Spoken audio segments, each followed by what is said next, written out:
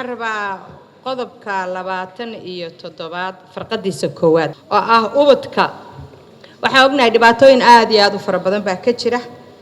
especially hadda ilmaha nool oo la soo tuurayo oo eeyada ay banaanka ku cunaan oo aad iyo aad u xanuunka badan ani waxaan aaminsanahay qodobo badan marka la akhriyo wuu furan yahay guddoonka rabaa in Allah gudiyada qoraya qodobada in la xiro oo laga daayo sida hadda ay tahay ubadka markuu dhasho wuxuu xaq u leeyahay in loo bixiyo magac maxaa nacam inuu jiro xeer cadeynaya magaca la sheegaya muxuu yahay ila waa aragtay dhalinyaro yar oo 17 jir ah ayaa magacyo aan la qaban karin oo magac aan la fahmayn ulaba baxaba ilmaha marka sidee lagu xadadi karaa ma marka dhalashada ilmaha uu qaadanaya baa la xadidaya macnaha halkaas xageebay ku xiran tahay in magac loo bixiyo magac muslim uu noqonayo ama magac uu yahay laakiin midda ah in laga keeno sharci markasta waxa arkaysaa xuquuqda caruurta iyo xuquuqda qofka bini'aadanka uu leeyahay hadda qodobka 19aad xuquuqda uu leeyahay muwaadin baan ahay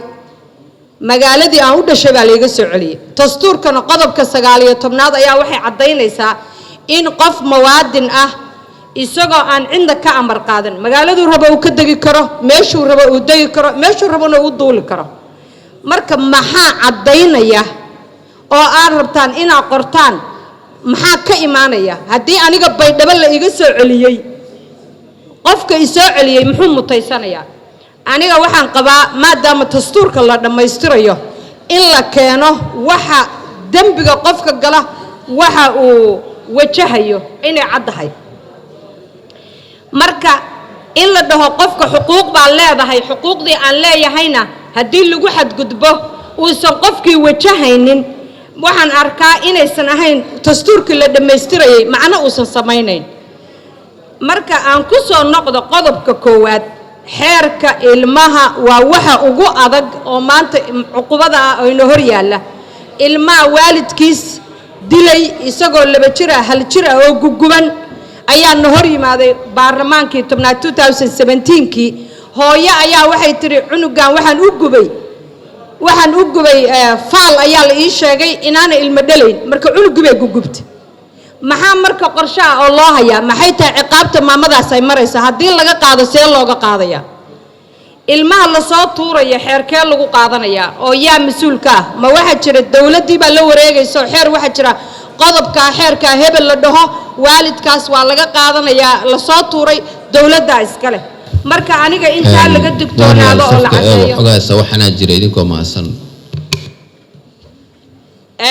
qodobka 32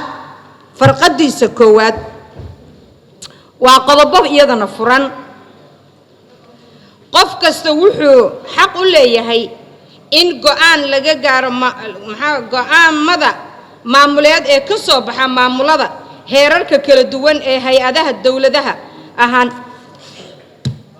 markasta markii aad akhrisid xeer kasta waa furaya waxaana lagu dhahayaa oo meeshan ku qoran go'aanka maamuleed ee cadaaladda aniga waxaan qabaa Soomaaliya 30 sano ay burbursan tahay in cadaaladda marka laga hadlayo xuquuqa bini'aadanka marka laga hadlayo inay jiraan qodob xiran oo kooban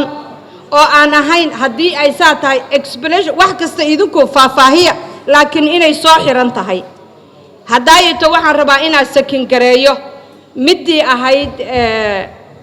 qodobka ma aan qorin midii maxaabiista la isku kala bedelayay ayadana waa qodob furan meel wuxuu sheegayaa in